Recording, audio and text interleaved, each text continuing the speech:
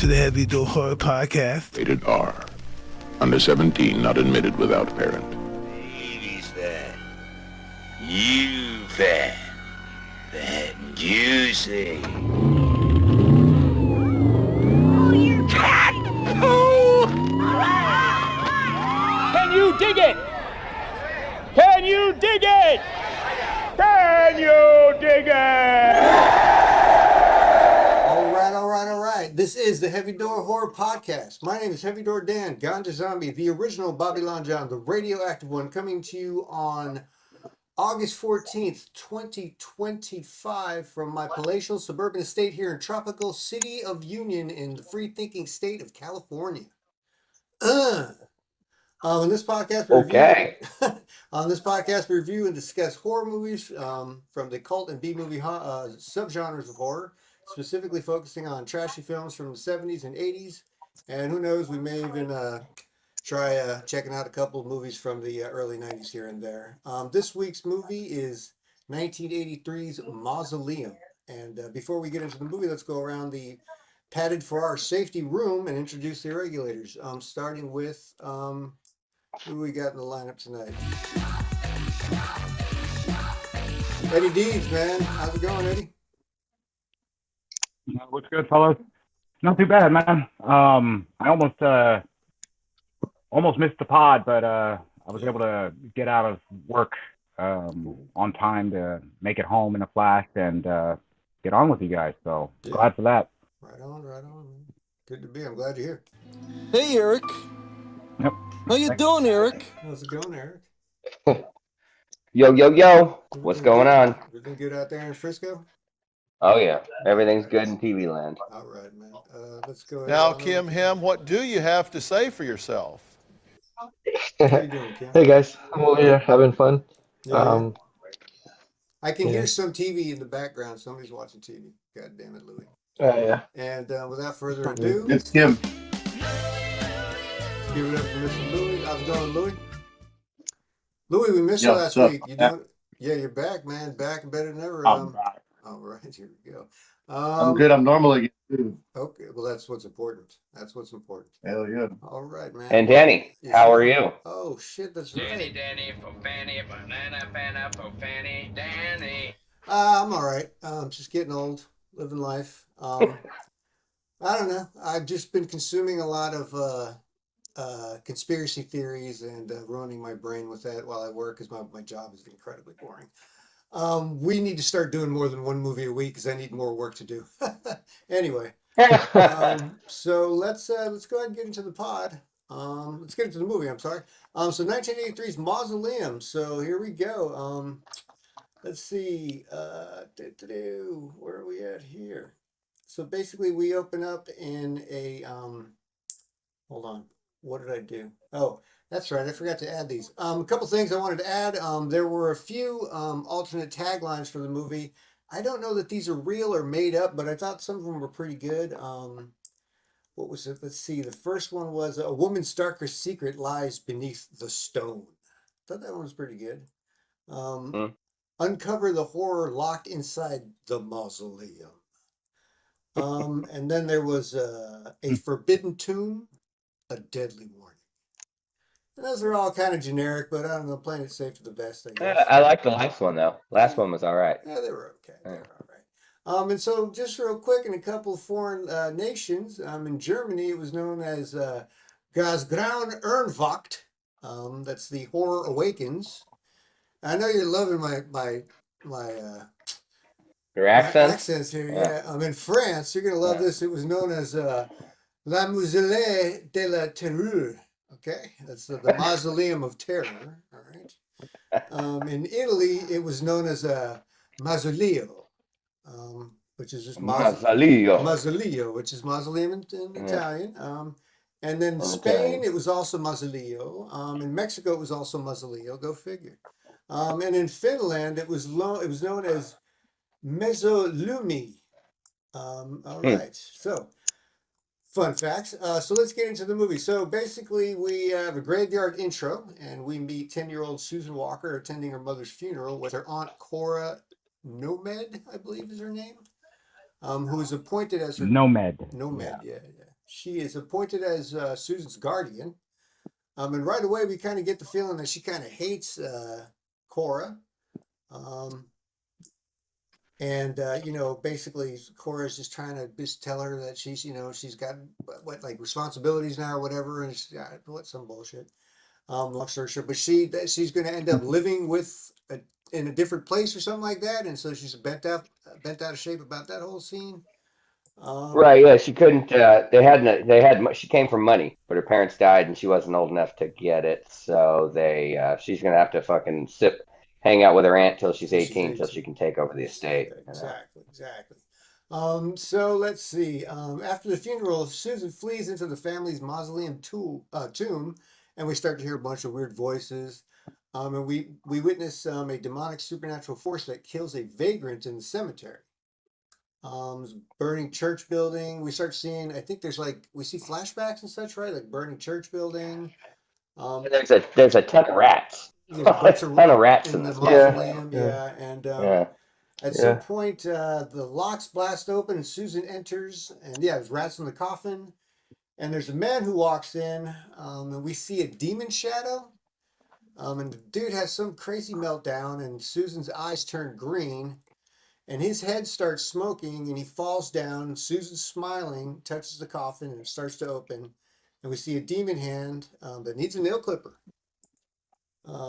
Yeah, sure did. Sure did. So then we switch over now.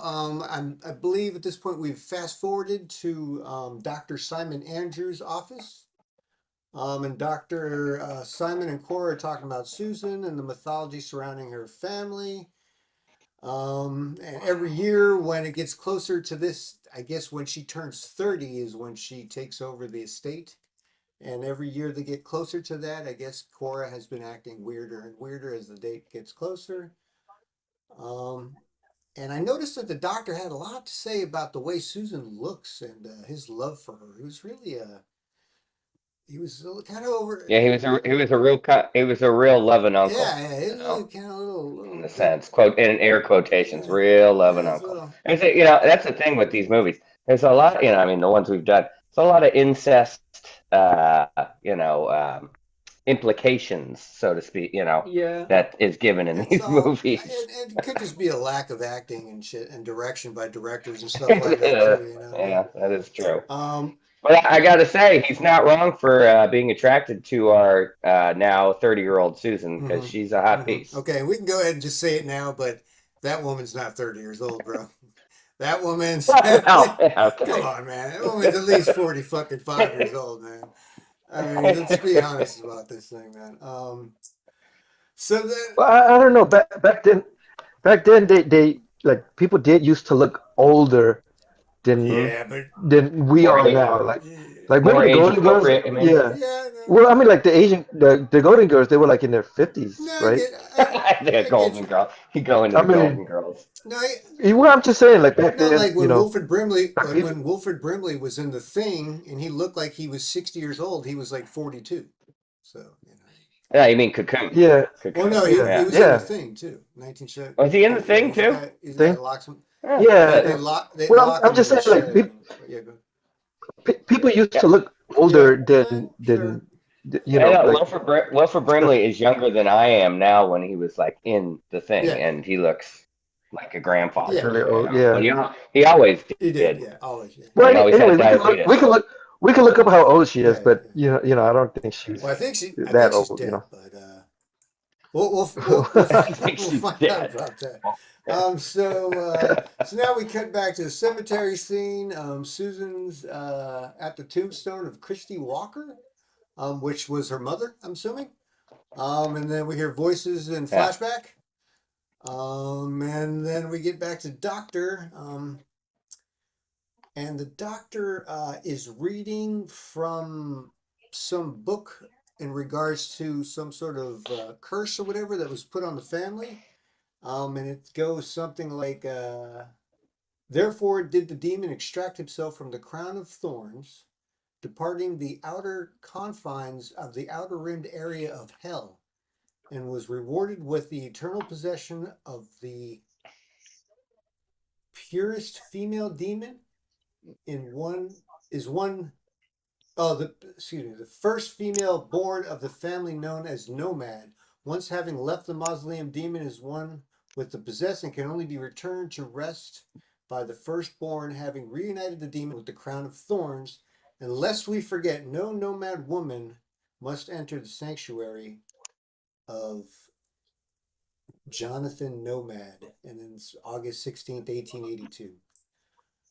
And then we cut from that scene. All of a sudden, wakey, wakey, Susan's waking up from out of bed. I think there's a weird guy banging on her door.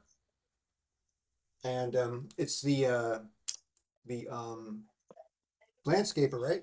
The gardener, landscape. You mean the peeping Tom, Ben? Yeah, Ben. Peeping Ben, Tom. exactly, yeah. Yeah, Ben. The guy was a fucking creep. Yeah, he was kind of a creep. And then at some point, her husband, Susan's husband, shows up and says, "Let's go dancing." And while they're talking, Ben is still in the window, peering through, staring at them, all creepily. And they're just kind of like, Ben, what are you going to do? He's Ben. I like how, Danny, you said he's kind of a creep, and then you just went back and called it. He was a fucking scumbag, man. Well, Come on, I mean, get real. Get real. Let's not give away too much. Well, I mean, just that first scene gives it away right there. He's basically jerking off, looking at her through the window. I mean, for God's sake. Yeah. And her husband proceeds to tell her, "Hey, I think Ben's got a thing for you." You know. She didn't think we gave it away.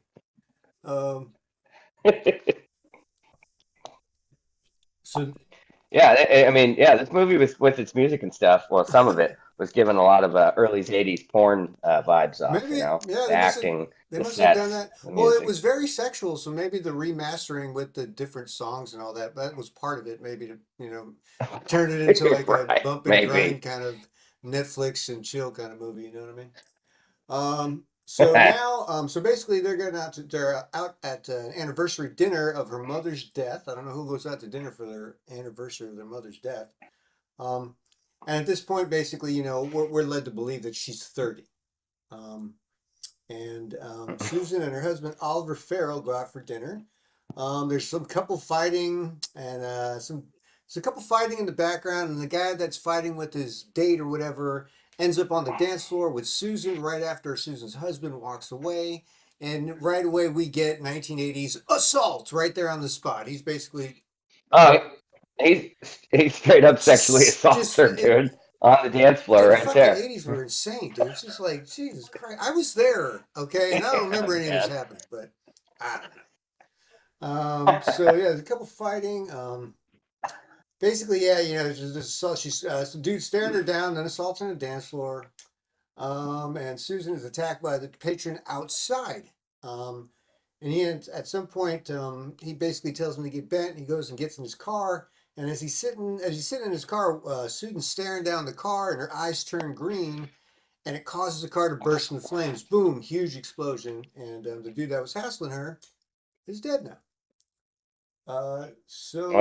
Big time dead. So we get back to their house, and at some point, Oliver says, "Oh no, they're still at the restaurant when Oliver tells her that he's been summoned to New York City for work, and he's got to leave. He's got to basically drop Susan off and take off." So we get back to the house, and we get back to the house, and Ben's creeping around outside. At some point, he lets himself in the house, and he says something about alone. Oh no! So she's home. The husband leaves the house. He lets himself in, and starts and like kind of startles her, and he's just kind of trying to like feel her out, and she's just kind of And then she gives him a cup of coffee and then starts to straight up seduce him. I mean, she opens up her nightgown and shit. He asked for a cup of coffee. Okay. Because so then basically he says, loan it. I mean, this movie had it was very rapey. I get like all these guys were trying to rape this chick, pretty much. At the same time, I mean, she was basically going around giving it away, or kind of. Yeah, I agreed. I mean, after the demon came out. I mean, obviously it was the demon, but I'm just saying. Yeah, you're right. Danny, it was her fault. You're right. Thank You're you, right. thank you. Just thank you. So yeah, alone at last, he starts making out with her, and she basically tells him to bug off, right? And Yeah. she initially, and Initially. then at some point, her eyes start to turn green. She opens up her blouse, and the porch doors. Yeah. Yeah, she's up on her Yeah, fucking balcony staring at him as he's going to work on the tree yeah, that the stump they're Yeah. trying to pull out, But that and that opening up that's her when nightie and stuff. that's the scene that you missed where she was in the like checking mirror. herself out and Yeah, she was Okay. yeah, she was feeling herself and then she goes out and yeah, seduces yeah, yeah. the Yeah, she's out at the port. the Let's Yeah. gardener. see. Oh, yeah, that's right. See it. No, as a matter of fact, you're right, Kim, because I wrote here full nude. Damn. Um, yeah, it's Yeah. pretty fucking startling. To say the least. That was that was my that was Damn, my dude. reaction Holy to them. crap. I mean, I Yeah, I mean, I wrote down like "mind your business, Ben," and then a few other lines, and then I wrote, "Now yeah, yeah. she's fucking him." Yeah, so Like, 'cause she's out on the porch. She's it's out on the like, what porch and the she starts hell? dropping her blouse and her eyes start to turn green and her damn shutter door starts shaking and all this crap. And a wine glass Yeah. breaks. Um, and she bites like down on her lip or something like that, and this crap. Yeah. Yeah, Um, and she invites him Yes. upstairs into her bed. So Ben tells her. Yeah. So yeah, Ben gets up there and he gets in there. And Ben tells her he's the best he's ever had. And as her eyes start to get green, he's like, I think I'm ready for a second round. But wait, hold on a minute. Now, did they get to? They didn't get it on in the house. They got it on in the shed. Yep. Oh yeah, but they No, end no, up in the bed. Yeah, they were No. in her bed. That's where she claws his No. face. you're right though. She does say, she's like, you're missing something. Or you put something down. He's like, is it in the garage? Or is it here? Is it And there? she And says it's then in the no, garage. then she No, says she's in the upstairs. garage, and he said, Yeah, "Oh, okay." yeah. Oh, Yeah, it's in the garage. Okay, and he's like, they're oh yeah, basically that's right. screwing on top of Yeah. like a hay bale or some shit. Yeah. No, That's okay. right. It's in the Yeah. shed. And basically, they basically just got done doing the deed, Yeah. and he's like, telling her that she's the best he ever had, and he's like, I hope you ever run out of energy because I got some ideas, man. I got an idea. I got some other things we need to try out and all this and that. And there's He's got sick some more tricks tricks up his and sleeve. and her Yeah. eyes start to turn green, Yeah. and she reaches out basically and just scratches him across the fucking face. And the monster, and she scratches him. Yeah. Scratches Yeah, and his we get a eyeballs kind of out a and shot of everything. her, and we see the shadow of the demon, in the background behind her, ripped off of Exorcist. And so that's the end of Ben. Seduces the landscaper, kills him, post coitus. Yeah, oh yeah, and It then she is. finishes him off with a rake to the face. Remember? A Mhm. hand The rake. hand Yeah, she said rake. whack right in the fucking face. Yeah. So at that point, Oliver returns shortly thereafter. And I keep asking, does anybody know, Eddie, do you know what kind of car that was? Is that just like a kid car? Oh, I wrote it down. It was began with a B. A Bentley. I think it was said Bradley? Bradley Okay. on the side, but I don't know. And it had both Bradley. front doors. Yeah, but I didn't Yeah, those do are like- Is that any a European car? investigation. That's a kid car, 80s right? kit Yeah. cars. Yeah. What was it, 80 kit car? And Yeah. so Susan tells him she gave Ben and Elsie, the housekeeper, the night off. And they sex. Mhm. Let's see. So at some point, Oliver gets out of the bed and we hear voices. He's walking down the stairs, and I guess Susan's down in the kitchen, and he hears voices and something about "no more, I won't, I can't," and then there's something about "so it is" and "so it shall be, you're not me," or something like that. And she's, obviously talking out loud to someone, and he comes downstairs and says, "Who the fuck were you talking to?" And she's like, "I have no clue." I'm sorry, Louis, are we keeping you awake? You better get yourself get a Red Bull. Yeah, no. So the next day, yeah, so basically he goes in the kitchen and, he's like, "We weren't talking to yourself." She's like, "I don't know what the fuck you're talking about, The next day, Cora arrives at the house to bring Susan the paperwork pertaining to the family inheritance, as she is 30. Let's see. And Aunt Cora comes around the property in a giant land yacht. You see that car? That car, dude. I swear to God, that car looked like it was about 35 feet long, man. I was like, what the fuck is that damn thing? Straight out of the Dude, that 1970s, man, fucking late thing is a 70s. lanyard, boy. Let's see. So she gets up to the house, walks in the house, and the door, she has to let herself in or whatever, and the door slams shut behind her, and she's kind of like, oh, that was weird, right? And doesn't take much of it after that, which I always thought Yeah. was kind of weird in movies. Inside the house, she finds Susan grossly deformed in the figure of a demon. Susan, Yep. Yeah, that's our first. That's kind of our first look at like at the full, demon. like full you know? look, yeah. Yeah, in the movie. And she Full on basically demon. Yeah. does like the whole Darth Vader hand thing, right? And Aunt Cora is levitated up over the staircase, and she uses her brain demon something powers to rip Aunt Cora's chest open, which I thought was it was interesting. Yeah, it was was pretty interesting, cool. yeah. It was an Yeah. interesting decision on the part of the effects team. I mean, they could have done a lot there. That was an odd choice, but it worked. I thought when she started tearing in half, I Yeah, thought she was that going to would have tear been completely fucking in half, great. which would have been That would've awesome. been So yeah, basically opens her chest. And at some point, Oliver walks in right after that and like, "What's for dinner? Oh, poached salmon, and me." Yeah, And right. let's see. Yep. So they have dinner, and I'm assuming they sex again. And then Oliver wakes up to see Susan in a rocking chair, and out comes the demon. He sees some real weird shit, and without acting on it, he decides to call the doctor. Right? Like he doesn't do anything. Yeah, he wakes up Yeah. and she's fucking in the corner of their bedroom in a rocking chair, Yeah, but it ain't her. And he plays it pretty cool. I think I would have been up out of there and not coming back. So he Yeah. basically,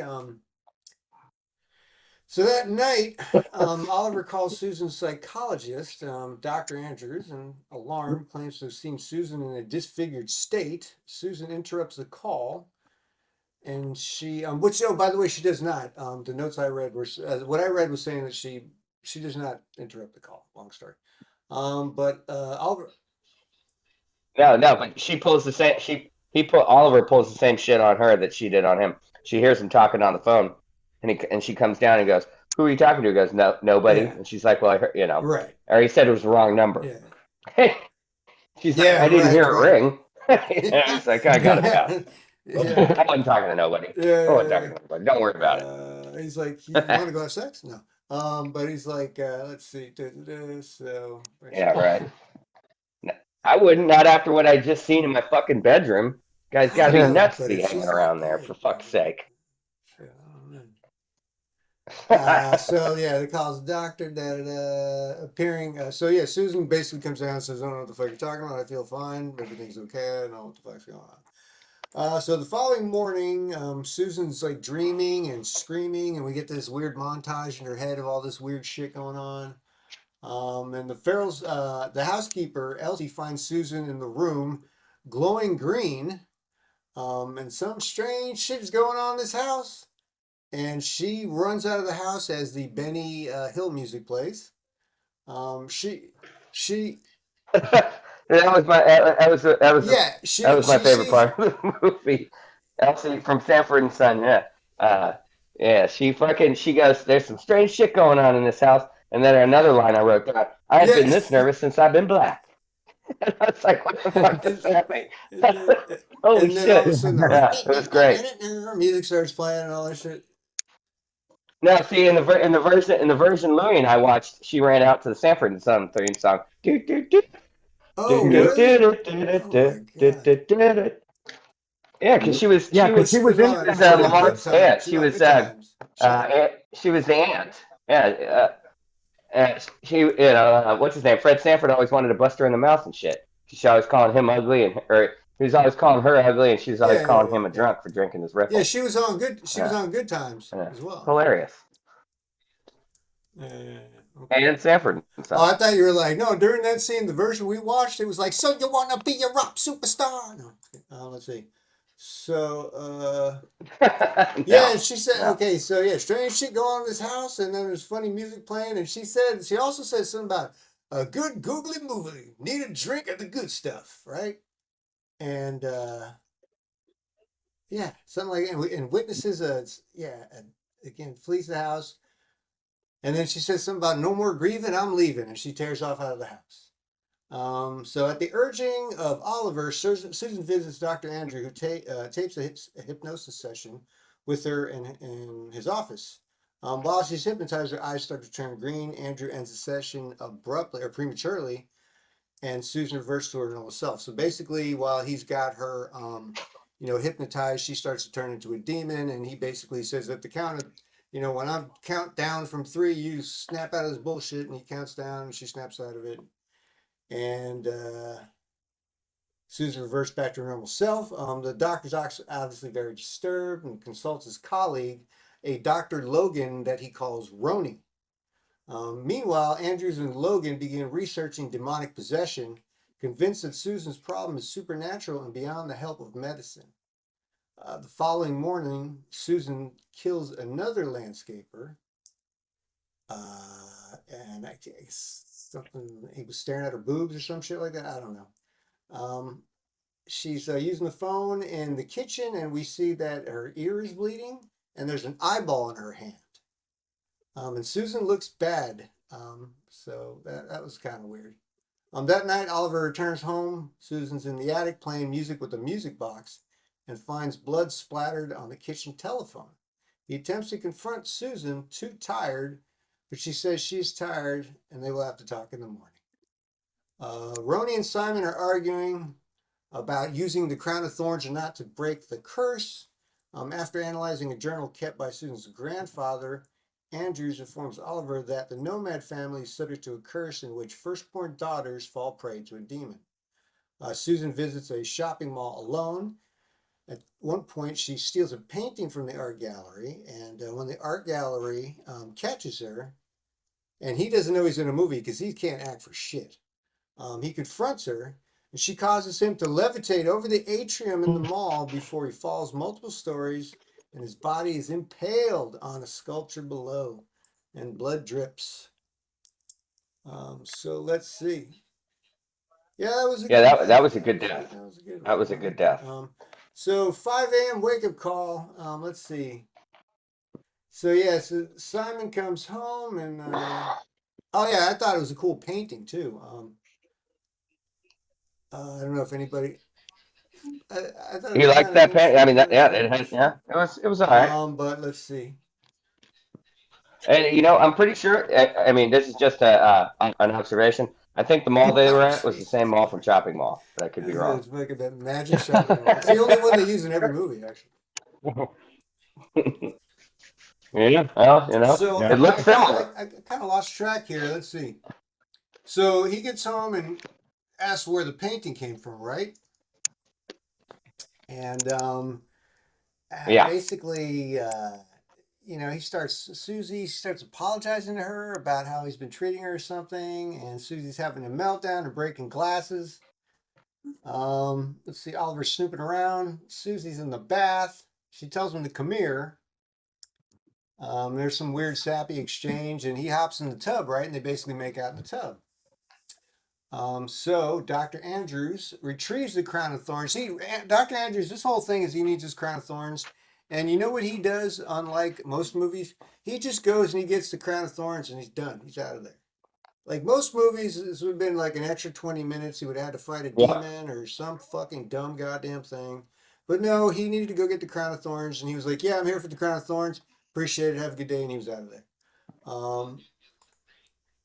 It was raining pretty hard, so that's an inconvenience. So let's see. Yeah, the crown of thorns. So he goes to get the crown of thorns from the Nomad family Mausoleum, which according to Susan's grandfather's journal will help expel the demon. And yes, we've gone over this. Simultaneously, as he's grabbing the crown of thorns, wherever Susan is, her eyes are turning green.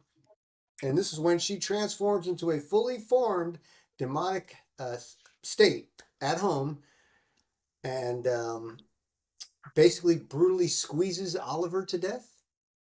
And when he she basically just she fucked him up good. crushes him basically.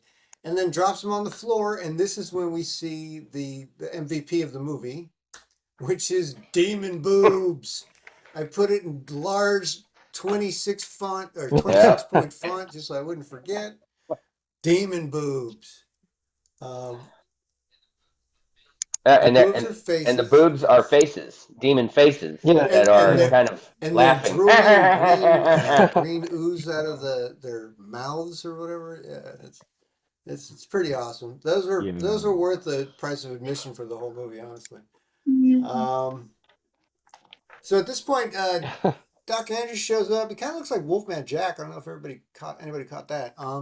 But he arrives in what looks like Aunt Cora's car. I'm assuming they couldn't afford another car on set, so they choose the same one.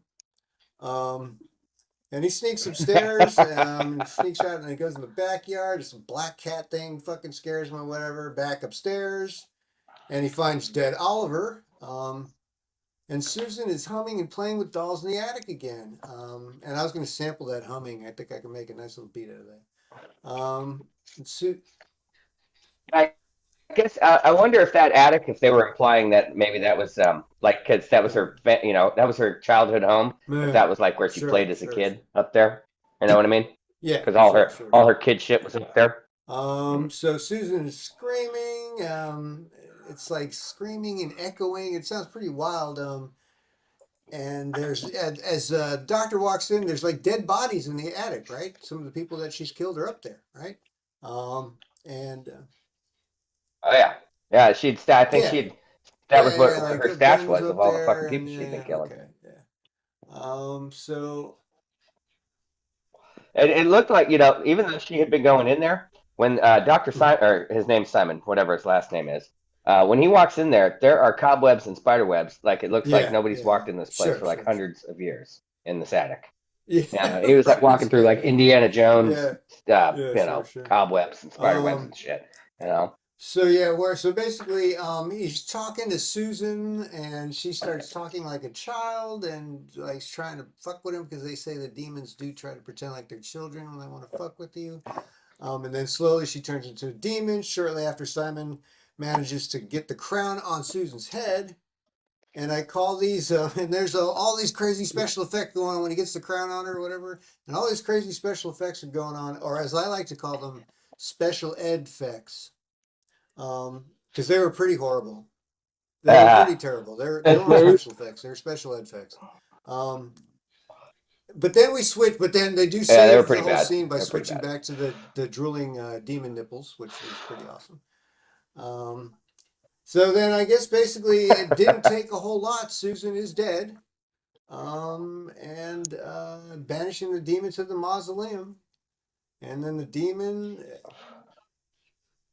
I mean the demon kind of goes quietly. Like once they give it the crown and shit, it kind of just like subdues and falls into the tomb or the casket, whatever you want to call it, and kind of just the doo-doo crown. It looks like it looks like the straight doo-doo. Like fucking props team. Put this on your head. Yeah. It's all okay. It definitely was not the crown of thorns I've seen in pictures depicting Jesus when he's on on the cross. His crown of thorns was nicer.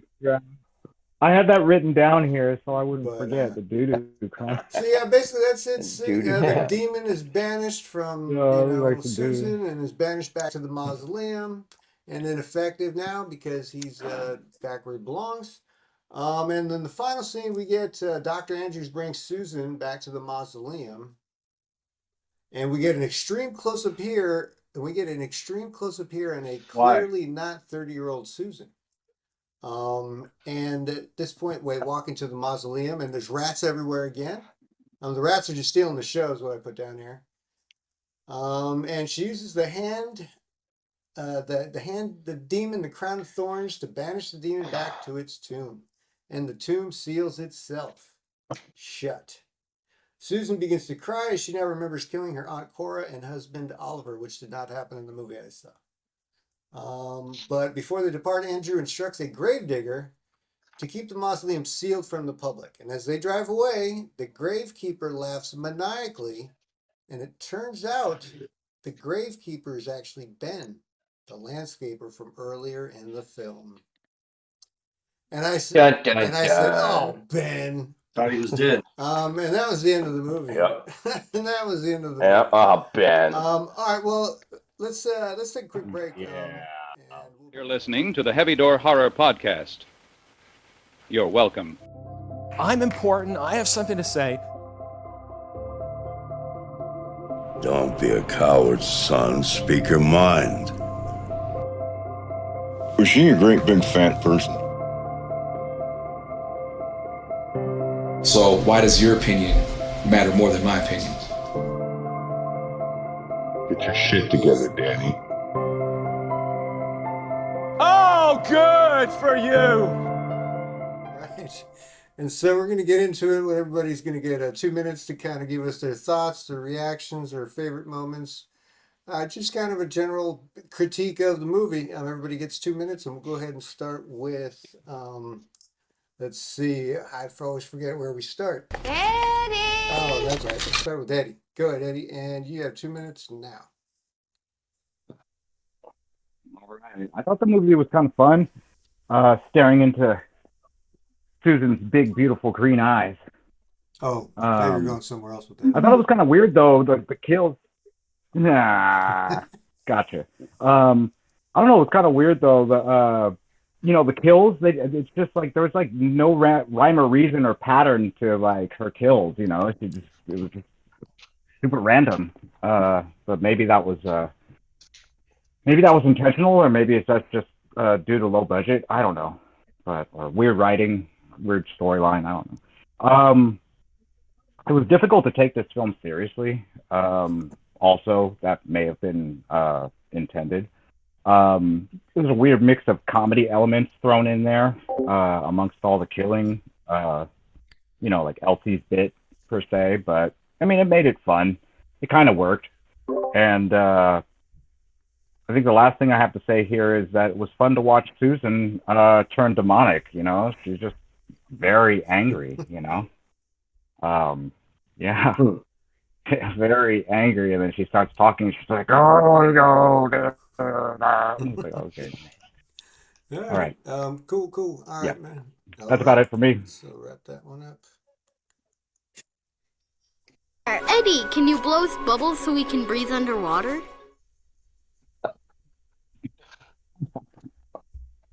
I'm sorry.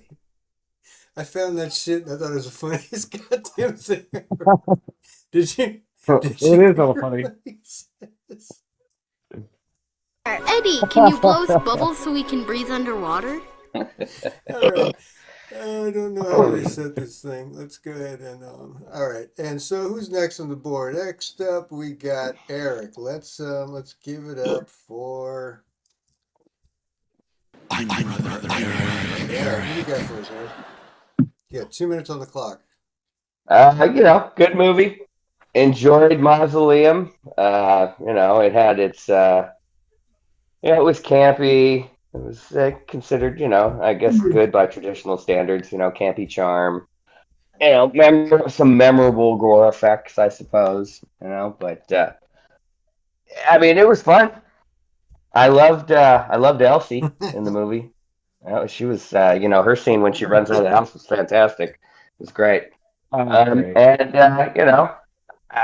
The acting was pretty subpar, was pretty bad, but but the lead actress, Susan, whatever her name is, and she did a pretty good job, I thought.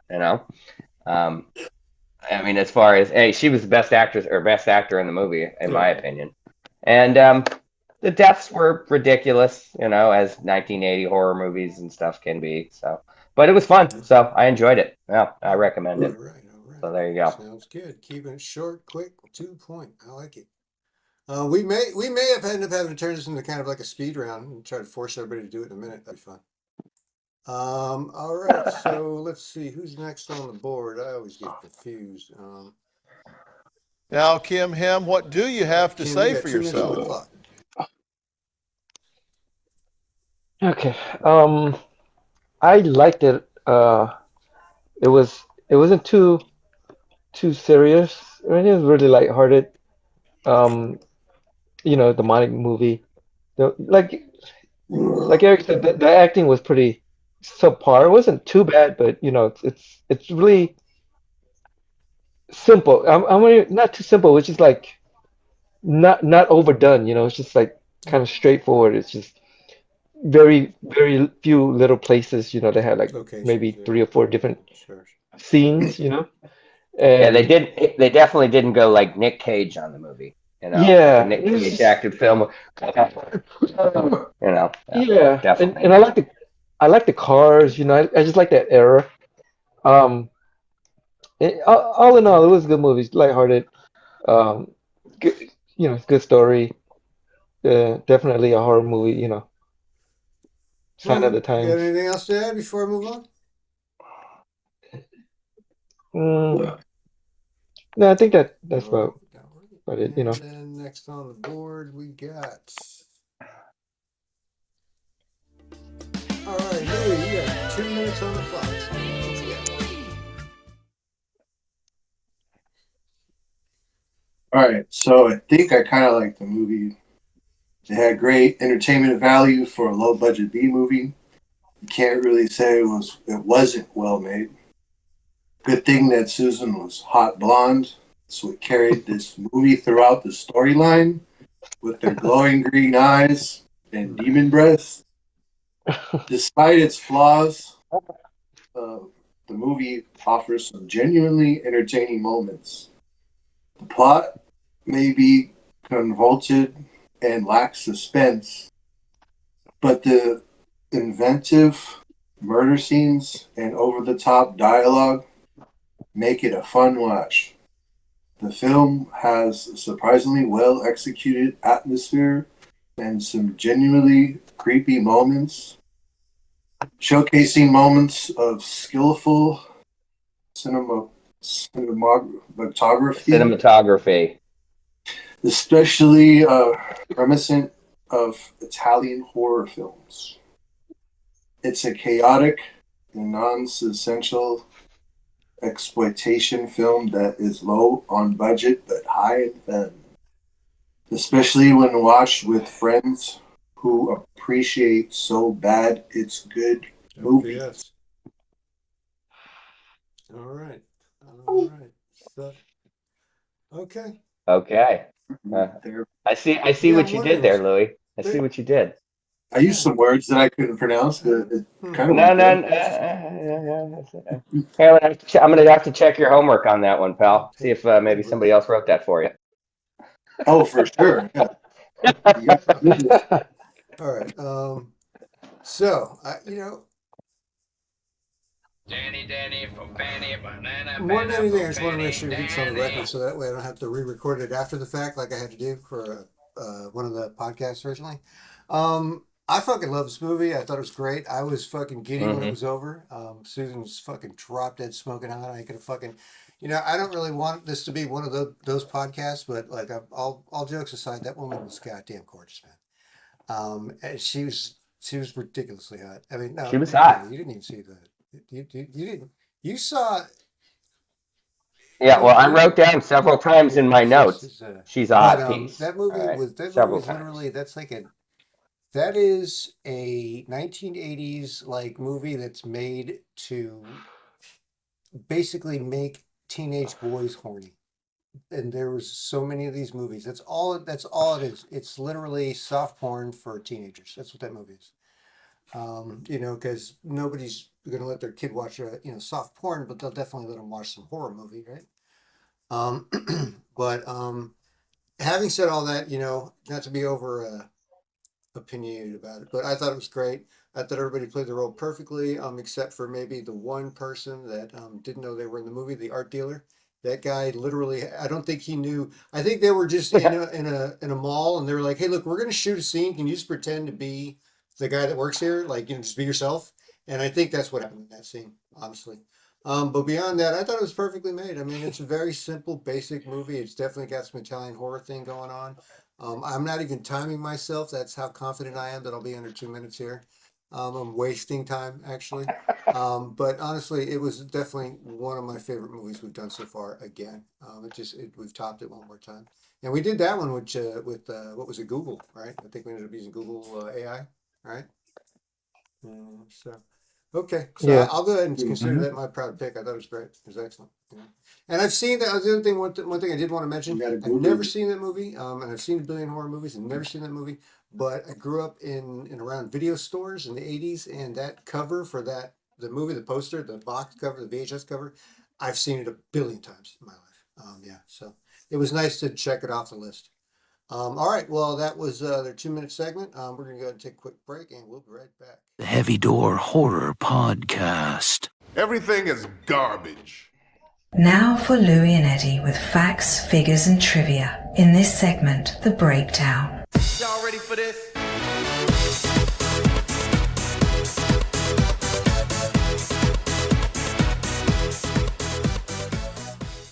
All right, we're back for break with The Breakdown. Louie and Eddie, why don't you go ahead and take it from here? All right, everybody, here we go. Mausoleum, 1983, released February 18th of that year. Film was 96 minutes long, directed by Michael Duggan, written and produced by Robert Barrick and Robert Madero through Western International Pictures. Distributed by Motion Picture Marketing. Budget numbers were unknown, though it's safe to assume that this was a low-budget production. Box office numbers came out to 1.3 million, equates to 4.35 million in today's money. Damn.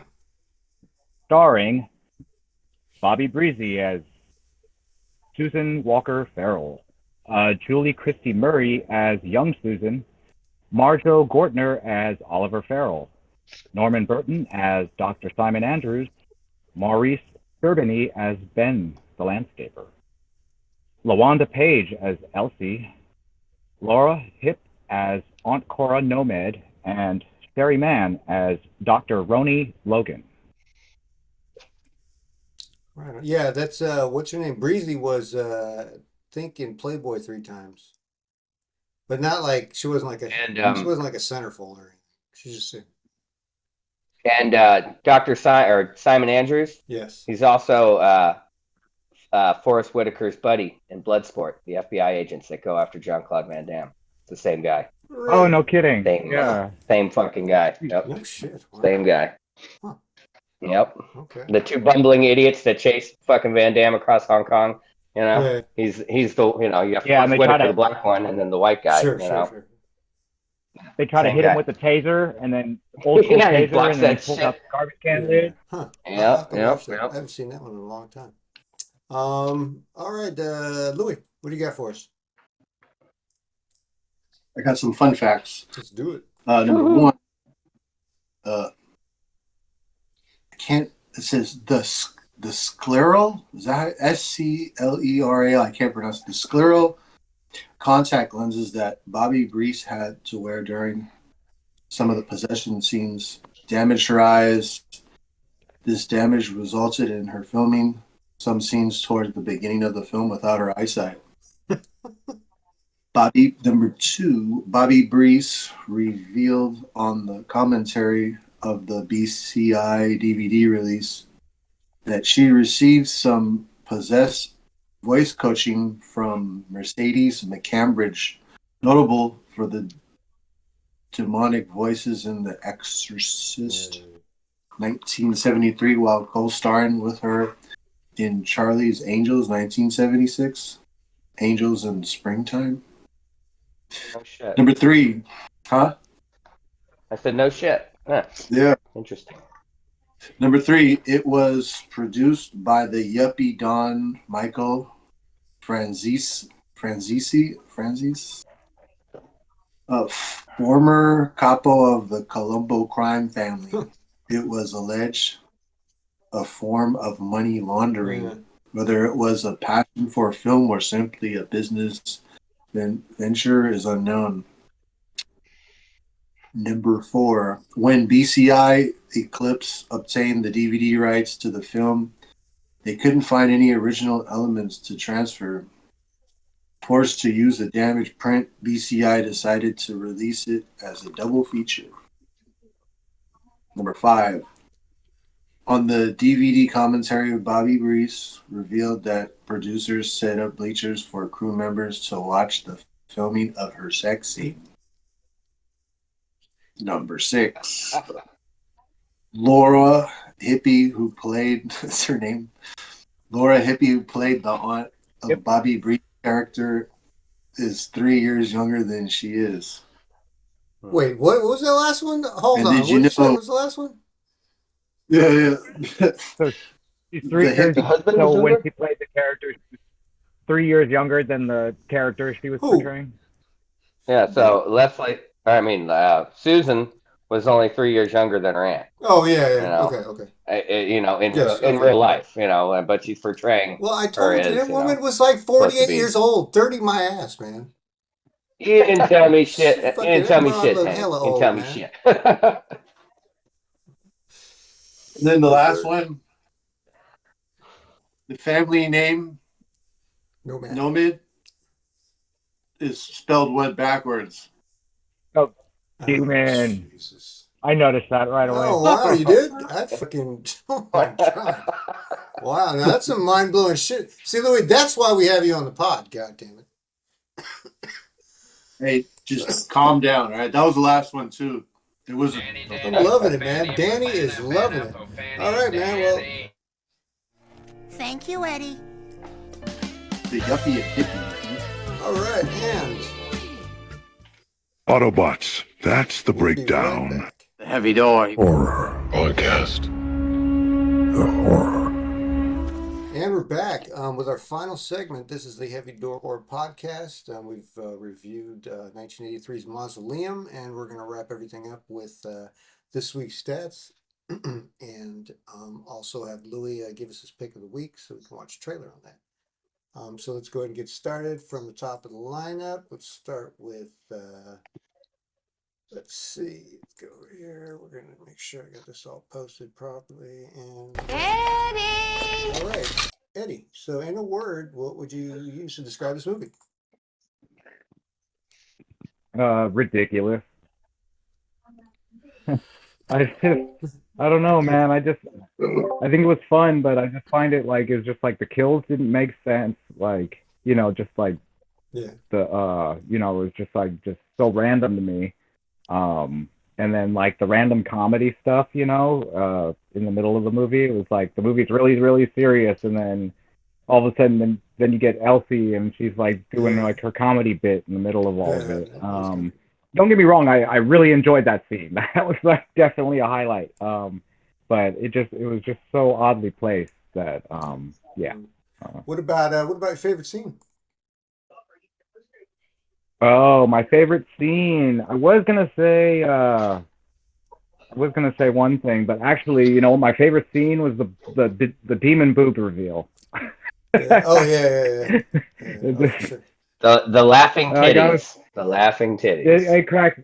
That definitely cracked me up. Yeah, they were very pleased with themselves, weren't they? Yeah.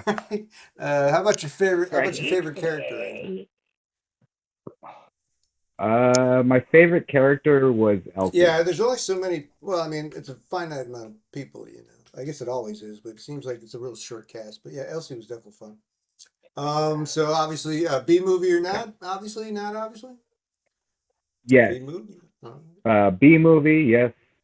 And I'm gonna give it 2.75 skulls. Like I said before, it was kind of fun. But I don't know, man. It was all right. Not really not totally my cup of tea. But yeah. Okay. And then what about your backpack item, real quick? My backpack item would be the car keys. Because if I were sitting there and I've seen Susan starting to sitting there rocking in the chair, and I look over and she ain't looking right, and it's like, no, it's not just my mind playing tricks on me. Like, I'm gonna get the fuck out of there, man. That would creep me the hell out. All right, Thank you, Eddie. Head on over to the next man on the roster. Hey, Eric. How you doing, Eric? So Eric, what do you have in a word? How would you describe 1983's Mausoleum? I would say it's campy. And it's campy in the sense that, the deaths are just, and the kills are pretty ridiculous. Kind of reiterating what Eddie just said, It's pretty, so Okay, that's my that's word. good. Favorite scene? My favorite scene was Elsie when she realizes shit's gone wrong in the house, takes a few drinks of the whiskey, has a few great memorable lines, and then runs out of the front door. Booked it down the driveway. That was. She said, I believe the last. It's hilarious. She takes a couple of drinks and then she goes back upstairs that last time and then. And she like, nope, this shit ain't for me. When she runs the second time, she says, no more grieving. It's time for leaving. Yeah, she's the only one with any sense in the movie. Get the fuck out of there. All right, so your favorite character, though? Okay. Same, Elsie. And then how about be or not to be? She was great. And your rating? Yeah, it was definitely a B movie. And my skull rating, I'm going to give it a 3. Nice conservative 3. All right. What was I gonna say? And then your backpack item. I wanted that Dookie crown. I would have wanted the crown. The crown of thorns. Hey, how do you spell Dookie again? Definitely. D-O-O-K-I. D-O-O-K-I-E. Make sure we get that. K-I-E. Yeah. Good spell check for that bullshit. All right. Dookie. Well, thank you. Thank you, Eric. Let's move on to Louis. God damn it. Now, Kim Hem, what do you have to say for yourself? For your in one word, how would you describe it? I want to say legit. It was a legit movie. Okay. Yeah, High praise. It was legit. It was a legit horror movie. All right. I liked it. And then how about your favorite scene? You mean besides Hey man, the full frontal? It's a free country, man. I don't know why. I mean, but that was my favorite scene.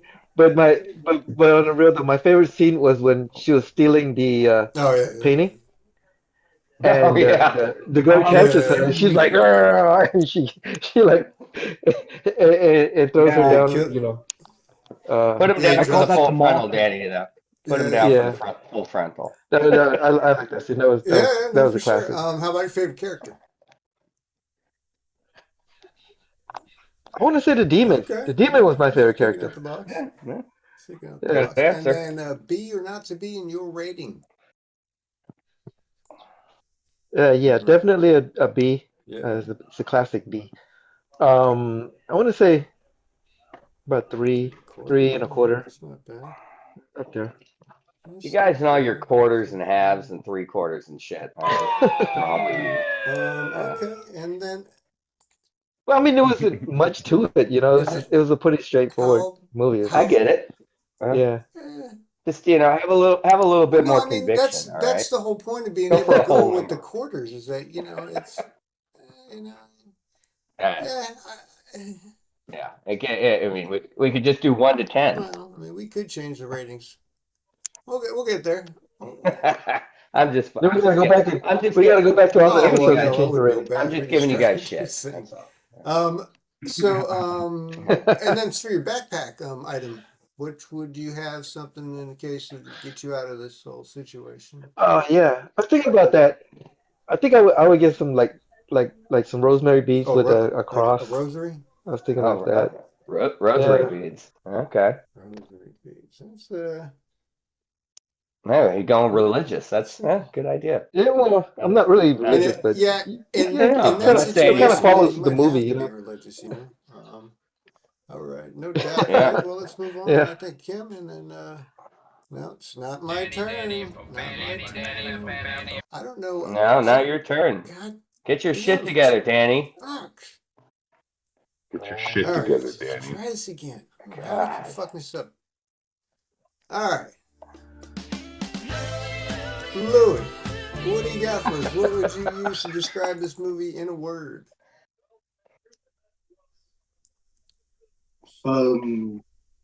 Persuasive.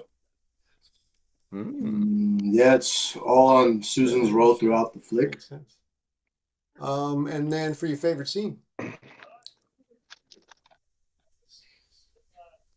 The same as Eric and Esther running out the house and all that. With the green smoke and all that shit. And she got the whiskey. She done gone crazy. You know, no more grieving. It's time for leaving. And then I might have. You know what? I might have to sample that shit. Hold on, I gotta write this down. Hey, I gotta. Yes, you want, dude. You need to sample all her lines in that scene where she's like, she takes a drink. I need some of the good stuff. No, I need one more. And then the other lines where she says, I've been this nervous since I've been black. I'll make a supercut. I'll make a supercut. Do them all. I just texted the group email so I don't forget because I can't find the fucking. Look, somebody walked off with my pen. All right, Louis, and then how about your favorite character? The art dealer. That's awesome. All right, and then so so to be or not to be, and what's your rating?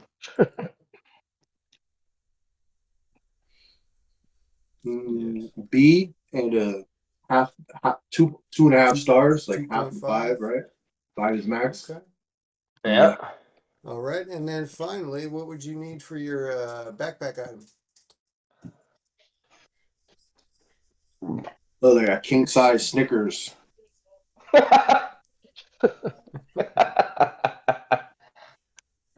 Would you have fed it to the laughing titties, demon titties? Maybe maybe they wouldn't have killed you. That's a great answer. Maybe. That's it. Maybe. Or maybe what Louis is trying to do is when the demon gets all crazy, he'd be like, "Hey, dude, hold up," and rips off the top and hands it to the demon, and the demon bites into it, and the eyes are not green anymore, and Susan's like, "Thanks, man, I feel better." Yeah, right. You're not yourself when you're hungry. Come on. All right. Calm down, Zuzu. All right. All right. All right. So All right. I guess we're on to you, Danny. What? No. It is. Hey, yeah. Don't fuck this up since it's your time.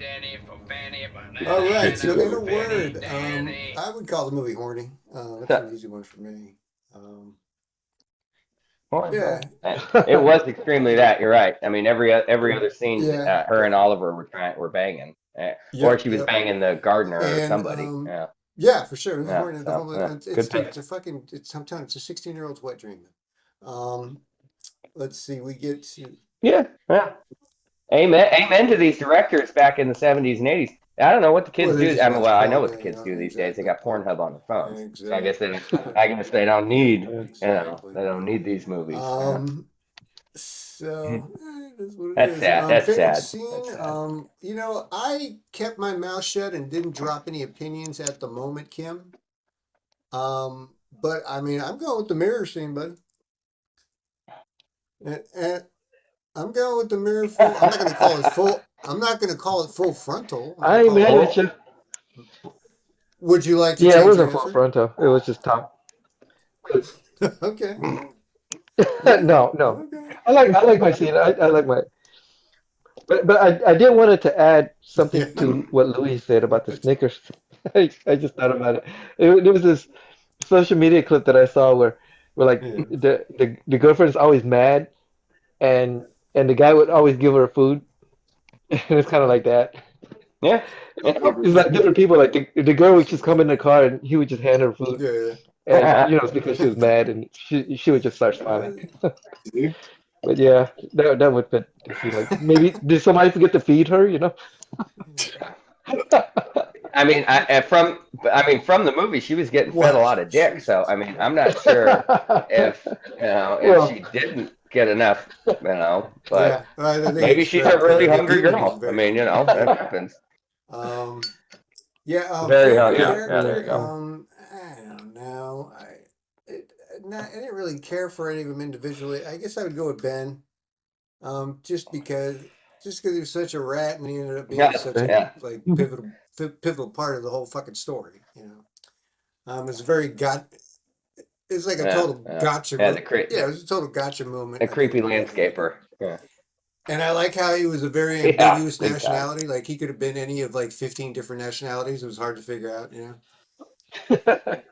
I think what they were trying to imply was he was Puerto Rican though, is the vibe I got, you know. So I mean, I don't know if you guys picked up on that, but I don't remember asking you a goddamn thing.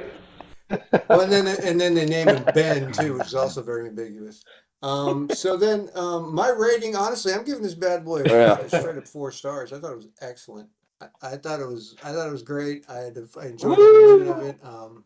It was just fun. It was just a lot of fun. It just got to the point. It just got there. It wasn't a bunch of bullshit. Not a lot of filler. Like I said, not a lot of filler. When the doctor figured out, they did more arguing about the crown and the curse than the time it took for him to just go pick it up at the damn cemetery and come back. Like they talked about it more than it took for him to come back. Yeah, totally. You know? Yeah, because when he calls his counterpart, the other Dr. Ronnie or whatever, you know, his coworker, and he's trying to describe what he saw when he hypnotized her. Yeah, that was a lot longer than him just going to achieve the act of getting like some the crazy whole thing thing that where saved like, you the know, movie, there's like booby right? traps inside the mausoleum or it's some bullshit. Gotta go get the talisman It was or whatever. Right, straight to the point. The whole movie was like that, and I like that about it.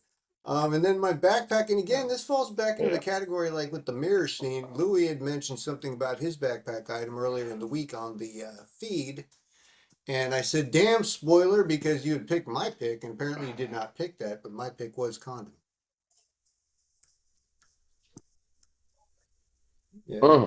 Again, I didn't want to influence anybody. If those were your picks, then that's fine. So be it. But you know. So at this point now we're gonna hand it over to Louis so he can give us his pick of the week, and I can pull it up on YouTube and we can watch the trailer. What do you got for us, Louis?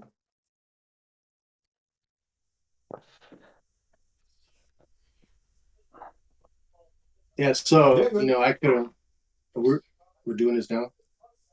Yeah. Yeah, so I could, you know, I was going through a bunch of like slashers because, you know, I love slashers, but you know, a lot of them are so like similar, and like the whole idea with them are like so like repetitive, and I figured like I'd search for something that would be more interesting and actually fun to review. So I came up with this movie called Nightbreed. It's a 1980s movie. A 1990 movie. What happened, Danny? Why do you look like that? This is a handful of a movie, boy. So here, we got to figure out what we're watching here. How is it? There are a billion different versions of this movie, and one of them is like, one of them's about 2.5 hours. Well, we'll figure that out. We'll figure that out after the show. Yeah. But all right. Well, let's. I don't think it was that long. Yeah, I just Googled it. Yeah, but go. It's an hour and 42 minutes. Type in 1990. Yeah, well, but I think. I don't know if we're watching the director's cut. Okay. We'll figure this out after the you know what, podcast. Don't make me grit my fucking teeth. All right. I don't remember asking you a goddamn thing. Always use that same sound drop. I swear to God. All right, let's. Damn, that was really good. You sounded just like a Valley Girl. Oh my God! Like, get a life. Like, bite me. Gave me with a spoon. All right. So this is as soon as it finishes. All right. Well, let's see this trailer. Oh yeah. Let me know when you. You got to put it up on screen, Danny. Where'd it go? Drag it over or whatever. There it is. Yeah, I see it. Yeah. There it is. This is a handful of a film. Oh, nice. All right. Without further ado, here's the trailer for Nightbreed. Sweet.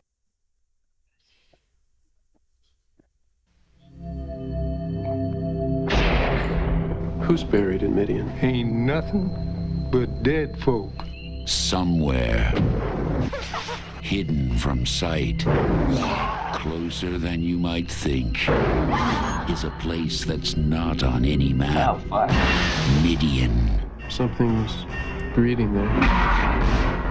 It looks a lot like hell, but they call it home. There goes the neighborhood. They're not pretty.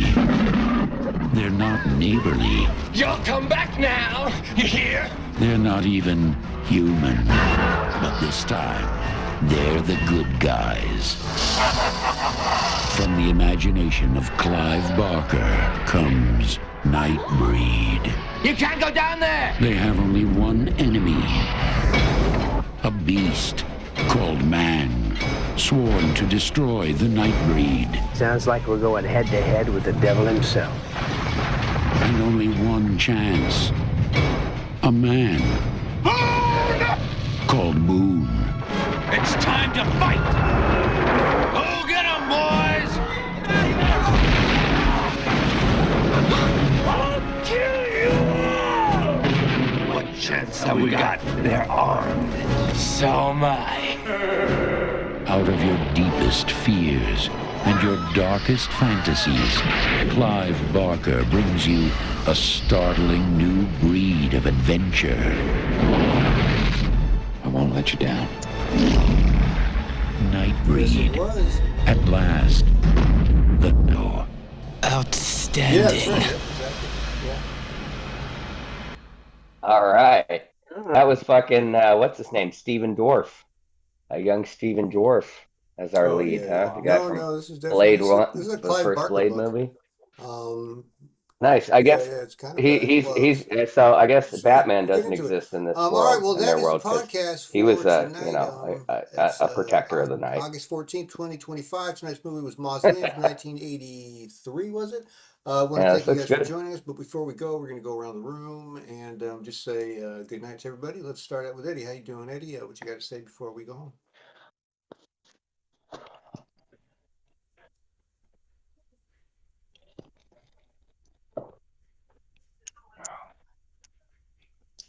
Yes, sir. All right. And Eric, who do you got for us? Oh, nothing too much. Hope everybody has a nice evening. Right, Kim, what's the watch word, some man? more movies, and we'll catch you next week. Yeah, Good night. Right on, man. And Louis, any last words? Yeah. Fuck all you scumbags and stay scary. Right. And with the king size snicker, we're going to wrap it up. That was the Heavy Door Horror Podcast. I had a great time. Looking forward to next Heavy Door week. Dan. I want to thank you for listening. And as always, always assume the calls Catch you on the flipper after I eat my snicker. Goodbye. The Heavy Door Horror Podcast. Eddie, can you blow us bubbles so we can breathe underwater? Don't act like you're not impressed.